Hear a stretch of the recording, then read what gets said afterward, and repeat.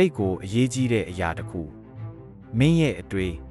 လူတွေရဲ့ဘဝမှာသူတို့ဘာဖြစ်နေတယ်ဘာဖြစ်လာမလဲဆိုတာကသူတို့ရဲ့အတွေ့တွေပေါ်မှာမူတည်နေတယ်မင်းမကောင်းတာတွေတွေ့ရင်မကောင်းတာတွေဖြစ်မယ်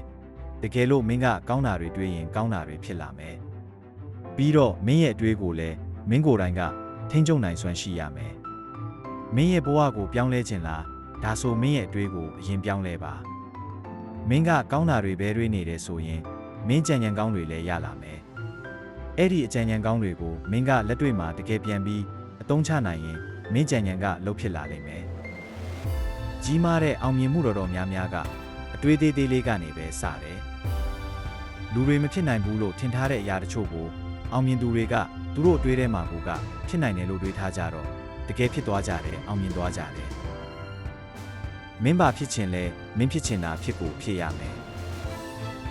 အရင်ဆုံးလုပ်ရမှာကမင်းရဲ့အတွေးကိုအရင်ဆုံးပြောင်းလဲဖို့လိုတယ်